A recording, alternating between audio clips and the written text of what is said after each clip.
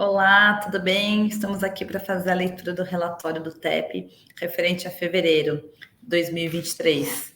Tudo bem, Daniel? Tudo bom, Bia? Tudo ótimo. Vamos começar com as boas notícias no condomínio São Luís? A gente teve uma notícia, para quem lembra do último relatório, tinha um inquilino que ele estava inadimplente, e a gente conseguiu ter um retorno favorável. A gente já está com o aluguel em dia e sem inadimplência, e a gente teve uma entrada de 135 mil nesse mês de fevereiro.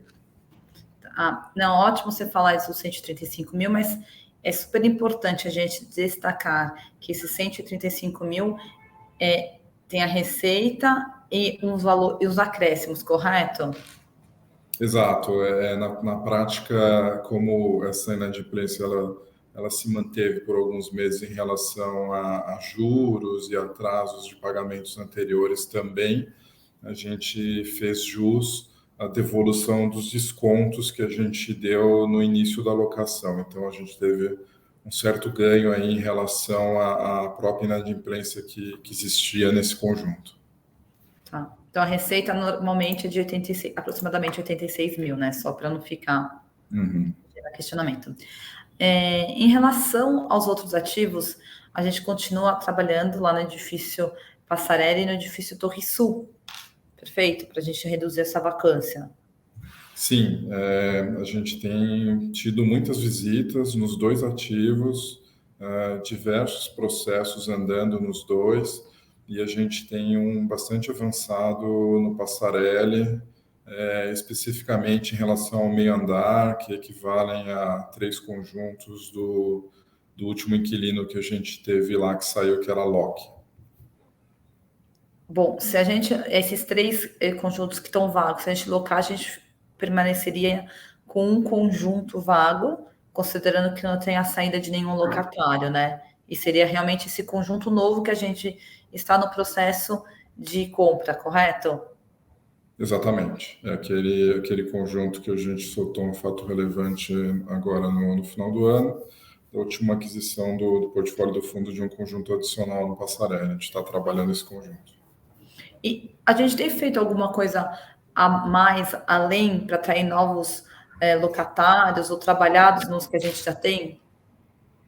Sim, a gente tem mantido uma proximidade grande com aquela pulverização de brokers.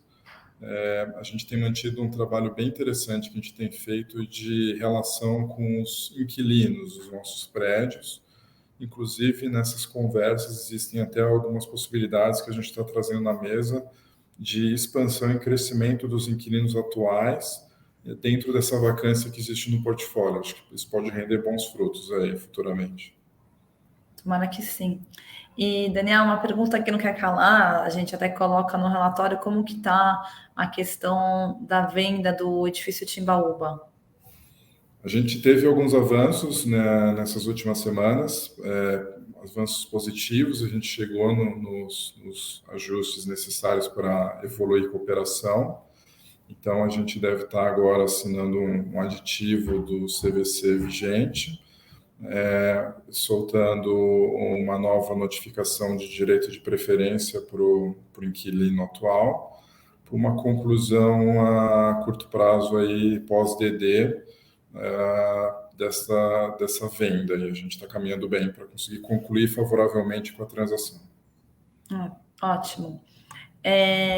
Antes de entrar nos números, eu só queria falar para os investidores e cotistas que a BRL, que é o administrador do TEP, já começou a enviar os relatórios de informe de rendimento. Então, se vocês tiverem alguma dúvida, por favor, mandem e-mail para a gente. Daniel, vamos para os números?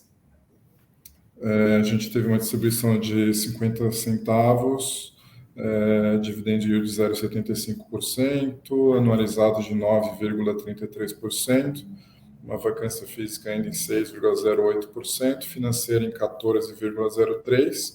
E acho que é até interessante reforçar que essa financeira ela deve reduzir bastante agora na mudança de trimestre, agora para o segundo TRI. que as carências de descontos mais relevantes, elas terminam agora virando de março para abril.